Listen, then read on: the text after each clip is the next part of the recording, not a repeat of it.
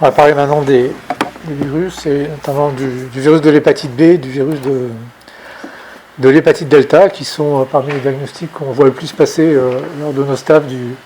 du matin, avec les diagnostics d'anguillulose chez les patients qui sont pris en charge à la passe. Donc l'hépatite B, je ne vous apprendrai pas que c'était un agent extrêmement fréquent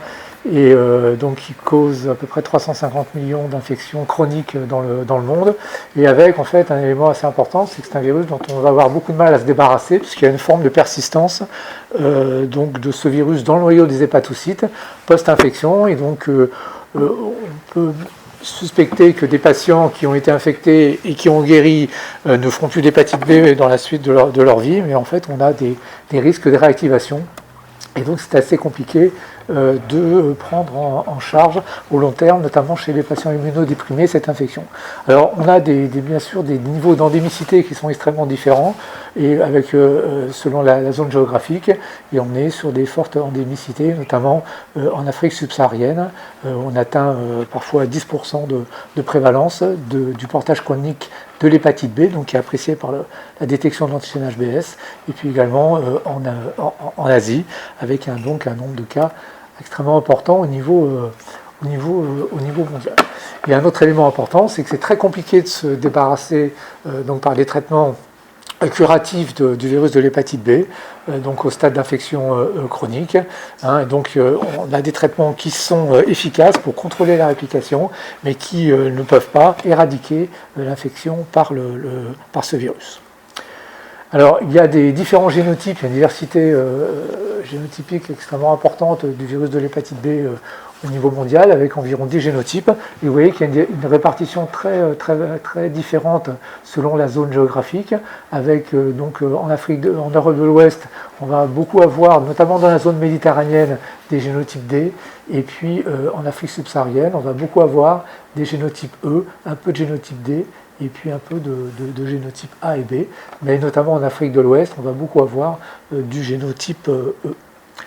Donc c'est ce que l'on peut voir ici avec donc les 10 génotypes et leur répartition au niveau mondial. Donc on a une distribution avec les échanges maintenant,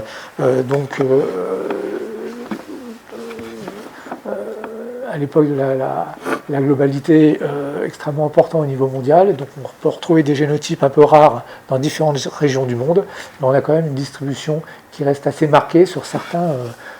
pays, certains continents. Alors est-ce que ce génotype a une importance sur le plan clinique? Eh bien on a pour les génotypes D une réponse qui peut être plus faible à un traitement par interféron. Et pour certains autres génotypes, en fait, notamment les génotypes C, une capacité, un risque plus élevé de conduire à des carcinomes hépatocellulaires. Et ce que l'on a pu voir également dans une étude localement, où on a beaucoup de génotypes D, c'est qu'en fait, on avait souvent, dans le cas de réactivation de l'hépatite B, des génotypes D qui étaient retrouvés par rapport à d'autres génotypes. Donc, le poids du génotype n'est pas extrêmement important en clinique, mais il y a quand même en fait des petites associations avec des évolutions cliniques particulières. Donc quand on regarde les données de prévalence de l'antigène HBS, donc du portage chronique de l'hépatite B en France, donc on était à 0,6% à peu près, donc on est un petit peu plus bas maintenant, on a dû chuter à peu près à 0,04%, mais donc on est dans une zone de faible endémie. Mais donc on est bien sûr exposé donc à des migrations avec des personnes qui arrivent de zones de bien plus forte endémie. Et quand on se regarde donc différents pays, notamment la France, on voit que parmi les migrants infectés par le virus de l'hépatite B, et bien sûr on a une part importante qui viennent de pays de forte ou moyenne endémicité. Et donc quand on regarde la contribution en fait des migrants au nombre de cas d'hépatite B chronique dans différents pays, la France se situe là. On est souvent sur des taux extrêmement importants, de l'ordre de 50% ou plus, dans d'autres régions de l'Europe de l'Ouest. Donc on voit en fonction dans cette étude, donc cette méta-analyse, cette revue de la littérature, on voit donc selon la zone géographique dont proviennent les patients. On a des taux de prévalence qui peuvent être extrêmement élevés, qui peuvent être au-delà de 5%, voire au-delà de 10% dans certains cas. Bien sûr, ça nourrit en fait l'épidémiologie en France ou dans d'autres pays à plus faible endémicité. Alors, ce que l'on peut voir également, c'est que on a une distribution des génotypes qui va être marquée également par ces flux migratoires, et notamment, en fait, dans notre région du sud de la France, on est en zone méditerranéenne, on a beaucoup de génotypes D, mais on a également des génotypes E, et donc qui peuvent être reliés en fait à des patients qui sont originaires d'Afrique subsaharienne. Donc le génotype va pouvoir être un marqueur de ces flux migratoires. Il y a également en fait avec l'hépatite B des difficultés de diagnostic qui peuvent se poser, et notamment on parle d'hépatite B occulte chez des patients qui vont être négatifs pour l'antigène HBS, qui est quand même le marqueur de première ligne du diagnostic, et qui néanmoins vont être positifs en PCR. Donc il y a des taux d'hépatite B occulte qui vont être parfois assez importants dans différents pays, notamment d'Afrique subsaharienne, qui vont pouvoir dépasser les 10-20%. Donc c'est quelque chose qui est significatif et qui indique que l'on peut rater des diagnostics d'hépatite B si on utilise uniquement la sérologie. Dans une étude qu'on avait réalisée chez des patients qui étaient infectés par le VIH2, il y avait 10 patients qui étaient infectés par le virus de l'hépatite B, et ça c'était sur la base des techniques moléculaires, mais vous voyez que parmi ces 10 patients infectés par le virus de l'hépatite B, il y en a 2 qui étaient négatifs en antigène HBS, donc pour lequel en fait le diagnostic moléculaire était essentiel pour pouvoir faire le diagnostic. Et donc récemment, on en avait parlé avec le docteur Borloo, on avait eu un patient en fait, d'une cinquantaine d'années qui a été pris en charge par la PAS et qui était négatif pour tous les marqueurs sérologiques de l'hépatite B, antigène HBS, anticorps anti-HBC,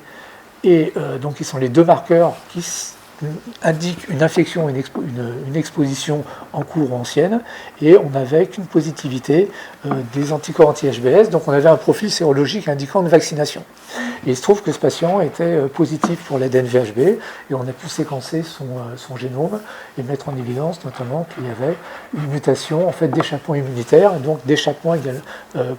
possiblement aux techniques diagnostiques qui vont utiliser des anticorps pour capturer les antigènes HBS. Et donc ça, c'est quelque chose qui existe, mais qui est extrêmement rare. Dans une étude qui avait été réalisée au Japon, sur 466 000 donneurs de sang, eh bien, il n'y en avait que 0,1% qui avaient un profil d'hépatite B occulte avec un antigène HBS négatif et un ADNV, une PCR positive. Et donc parmi ceux-là, il y en avait un seul qui était négatif également pour l'anticorps anti-HBC. Et donc là, on est sur ce type de patient complètement démunis en termes de diagnostic sérologique. Il faut vraiment avoir recours à la PCR, donc il faut penser à la faire, mais ça, c'est un cas vraiment exceptionnel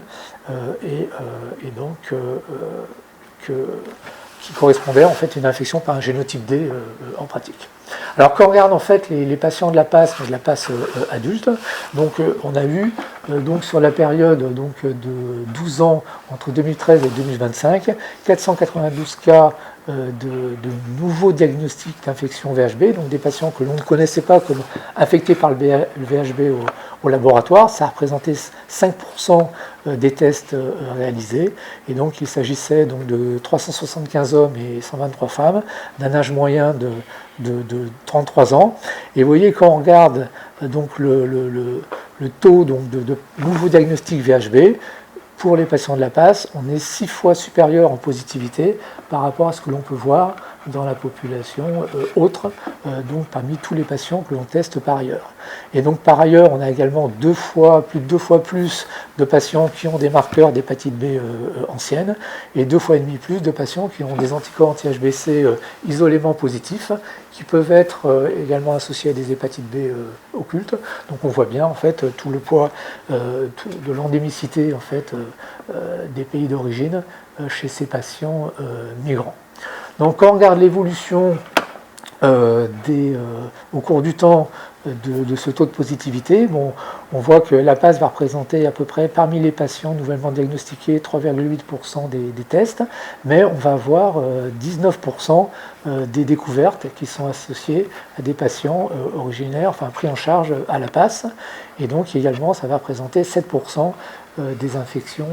donc dites anciennes et 7% des profils isolément anti-HBC positifs. Donc on voit une augmentation parmi les patients de la passe. Alors, je ne sais pas, vous pourrez peut-être nous expliquer ce qui a pu se passer. Donc, il y a davantage de tests. Bon, il s'est passé donc la pandémie. On sait qu'il y a eu moins de tests pour plein d'agents infectieux, donc moins de positifs au cours du début de la pandémie. Mais là, en fait, on a quand même un profil qui montre en fait une augmentation du nombre de tests et de positifs. Depuis 2021, je ne sais pas si c'est la mise en place du pass mobile. Je ne sais pas si ça correspond à cette période-là. Donc plus d'activité, donc plus de diagnostics. Alors ce qu'on voit, donc si on essaie de représenter en fait une tendance au cours du temps, donc pour tous les diagnostics que l'on fait, donc on est passé en fait de 15% à 25%, et donc pour les patients de la passe, en nombre de nouveaux diagnostics, on voit qu'on est passé de 4% à 6%, et donc cette augmentation parmi les nouveaux diagnostics chez les patients, eh bien, tout venant est en grande partie lié à l'augmentation qu'on peut voir chez les patients pris en charge à la passe. Et quand on regarde en fait les génotypes VHB qui ont pu être diagnostiqués chez les patients, donc à la passe, on a beaucoup de génotype D et surtout beaucoup de génotype E, beaucoup plus que pour les autres patients, où on a davantage une prévalence importante des génotypes A et des génotypes D. Alors juste un petit mot également de l'hépatite delta, qui est un virus qui va infecter environ, à l'échelle mondiale, environ 5% des personnes chroniquement infectées par l'hépatite B et qui a besoin de la protéine d'enveloppe du virus de l'hépatite B pour pouvoir se propager. Et donc c'est une infection qui est de fait relativement fréquente puisqu'elle se superpose à l'endémicité de l'infection VHB. Et vous voyez en fait également une prévalence qui va être souvent plus importante dans certaines régions, notamment en Asie, mais on a également des prévalences qui ne sont pas négligeables, donc de l'ordre de 10%, 30% des patients chroniquement infectés par l'hépatite B dans certaines régions d'Afrique subsaharienne. Et donc c'est également un problème puisque l'hépatite chronique delta va augmenter la rapidité de la progression de l'hépatopathie et donc va par ailleurs être très difficilement traitée par les médicaments actuellement disponibles. Donc ça, juste pour un petit mémo, c'est que en fait on pensait que jusqu'à présent qu'il y avait un seul virus de l'hépatite delta de ce type-là qui existait en fait chez les organismes vivants, et on sait maintenant qu'il y a des homologues du virus de l'hépatite delta, donc chez des serpents, chez des rongeurs, et également en fait d'autres formes qui ressemblent à l'hépatite delta, qui sont extrêmement fréquents puisqu'ils vont pouvoir notamment être associés à des bactéries comme Streptococcus sanguinis et pouvoir être retrouvés de façon extrêmement fréquente, notamment dans la salive ou dans le tube digestif. Donc on a également plusieurs génotypes pour le virus de l'hépatite delta. On en a 8 avec une distribution qui est donc différente selon la zone géographique. Et on va avoir beaucoup de génotype 1 en Europe de l'Ouest. Et on va avoir donc du génotype 4, 7 et du génotype 5, notamment en Afrique de l'Ouest, mais quand même au niveau mondial, quel que soit le continent, c'est le génotype 1 qui va prédominer. Et on voit qu'on peut avoir des niveaux de prévalence dans certains pays africains en fonction du secteur, donc de la région au sein du pays. On peut avoir des prévalences extrêmement variables. Et donc, ce qui indique en fait des éléments épidémiologiques qui ne sont pas complètement élucidés. Donc, on a également donc des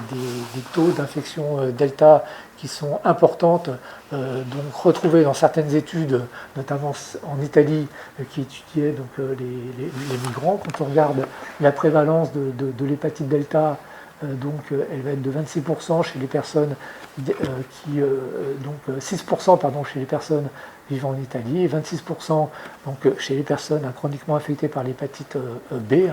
lorsqu'il en fait, il s'agit de personnes qui sont originaires d'autres pays, et notamment de migrants. On voit en fait que dans l'étude française Hépater, donc la prévalence pouvait être élevée chez les patients qui étaient originaires de pays d'Afrique subsaharienne, et en pratique, en fait, il y avait 90% des patients qui étaient chroniquement infectés par l'hépatite B et co-infectés Delta en France, qui étaient des patients migrants. Alors, on va regarder, nous, dans notre cohorte, donc déjà chez les patients tout venant, donc sur une année, il y avait eu donc 27 000 tests qui avaient été réalisés, et donc pour 534 patients, et donc il y avait eu 285 sérologies qui avaient été réalisées pour 277 patients, parmi les patients nouvellement diagnostiqués pour l'hépatite B. Et donc ce qui avait pu être retrouvé, c'est une prévalence de 2,9% des PCR positives chez les patients qui étaient chroniquement affectés par l'hépatite B. Et donc, quand on regarde l'origine des patients qui étaient diagnostiqués positifs, et donc on avait dans un quart des cas une origine d'Afrique subsaharienne, et dans 20% des cas une origine d'Asie, et dans 10% des cas une origine d'Afrique du Nord. Et on avait essentiellement du génotype 1 et un petit peu de génotype 5. Et donc on a regardé pour les patients de la PASS, donc sur 473 patients testés, donc 39% étaient retrouvés positifs en sérologie, donc ça représente un peu moins de 1%, et donc 22 patients ont été retrouvés porteurs chroniques de l'hépatite Delta, et donc ce qui a représenté 0,5% des patients infectés par ailleurs par l'hépatite B. Et donc on avait au niveau des génotypes également une prédominance du génotype 1. Donc dans 13 cas, on avait un génotype 5 et un génotype 6 qui est relativement rare. Voilà, et donc ce qu'on essaie de faire maintenant, c'est du génome complet, aussi bien pour le virus de l'hépatite B que pour le virus de l'hépatite Delta, ce qu'on a commencé à faire il y a à peu près 5 ans déjà. Donc ça permet de faire l'épidémiologie moléculaire, de bien surveiller les mutants, les variants, comme on l'a fait pour le SARS-CoV-2, mais également de mettre en évidence de façon plus simple et exhaustive les mutations de résistance aux traitements anti-VHB, notamment aux inhibiteurs de polymérase, et également détecter en fait des mutations d'échappement qui peuvent être associées en fait à des défauts négatifs de détection de l'antigène HBS, mais également à des échappements immunitaires, donc avec des virus qui vont davantage pouvoir se répliquer en l'absence, même en présence en fait d'une réponse immunitaire acquise avec un virus non mutant antérieurement. Et donc on a par exemple cet exemple de virus de l'hépatite B de génotype E qui portait une mutation en fait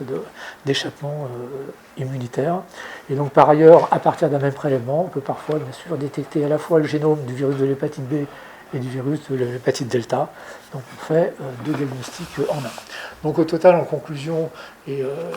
peut-être en discussion, donc on a des prévalences élevées de l'infection VHB et Delta à Marseille, avec une grosse contribution en fait, des patients de la PASS. Donc les recommandations, le CDC dont vous parliez tout à l'heure recommande un dépistage de l'hépatite B et un traitement des migrants en cas de positivité lorsque les migrants viennent d'une zone d'endémicité intermédiaire ou élevée. Et puis le problème quand même pour l'hépatite B, également pour l'hépatite Delta, c'est que ce sont des traitements à long terme, pour lesquels il n'y a pas ou rarement en fait de guérison. Et donc ça veut dire qu'en fait ça nécessite un traitement, un suivi prolongé. Et donc je ne sais pas comment vous faites, c'est une question que je vous pose moi, avant éventuellement de répondre à vos questions, savoir comment vous faites en fait quand vous avez des patients nouvellement diagnostiqués. Est-ce que c'est vous qui réussissez à les suivre un certain temps ou est-ce que vous passez la main aux hépatologues ?